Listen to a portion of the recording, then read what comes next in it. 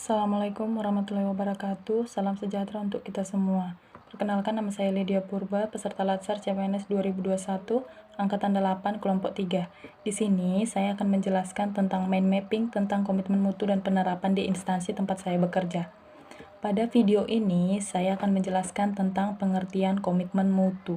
Komitmen mutu adalah suatu wujud layanan bagi aparatur sipil negara kepada masyarakat dan pekerjaan tersebut harus berdasarkan internalisasi konsep aneka, karena bersentuhan langsung dengan penerima manfaat yaitu masyarakat. Pada mind mapping ini, saya akan menjelaskan hal-hal yang sangat berkaitan dengan peningkatan komitmen mutu. Yang pertama itu konsep dasar komitmen mutu. Kedua, pendekatan inovasi. Ketiga, nilai-nilai dasar komitmen mutu. Keempat, hal-hal yang perlu diperhatikan saat membangun komitmen. Dan yang terakhir itu tentang berpikir kreatif.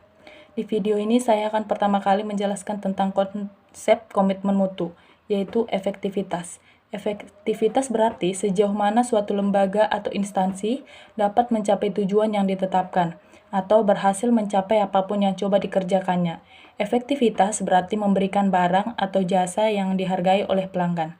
Efisiensi adalah jumlah sumber daya yang digunakan untuk mencapai tujuan dari sebuah lembaga atau instansi.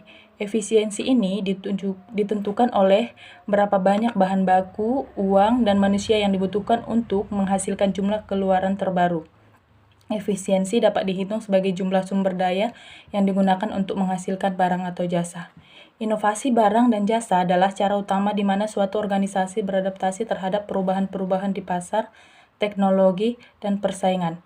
Yang terakhir, mutu merupakan salah satu standar yang menjadi dasar untuk mengukur capaian hasil.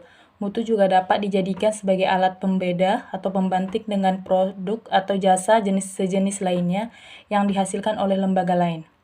Yang kedua yang saya jelaskan adalah pendekatan inovasi. Adapun bagian-bagian yang termasuk pada pendekatan inovasi adalah penemuan, pengembangan, duplikasi, dan sintesis. Ketiga yaitu nilai-nilai dasar komitmen mutu. Ada dua nilai dasar komitmen mutu. Yang pertama, peningkatan produktivitas. Yang kedua, nilai dasar orientasi mutu. Peningkatan produktivitas dapat dilakukan dengan motivasi dan kemampuan. Sedangkan untuk nilai dasar orientasi dapat dilakukan dengan menerapkan 5 pilar TQM atau biasa disebut Total Quality Management. TQM merupakan sistem manajemen yang mengangkut kualitas sebagai strategis usaha dan berorientasi pada kepuasan pelanggan dengan melibatkan seluruh anggota organisasi. Yang selanjutnya menerapkan fishbone manajemen bermutu. Yang ketiga menerapkan metode Plan, Do, Check, Act atau PDCA. Metode ini digunakan untuk membantu organisasi dalam melakukan perbaikan secara terus-menerus dan dapat dilakukan dalam 4 tahap, yaitu Plan atau perencanaan, Do atau pelaksanaan, Check atau pemeriksaan, Act yaitu melakukan tindakan atau keputusan yang berlaku dan sebagai tindak lanjut dari tahap Check. Yang keempat itu tanggung jawab mutu.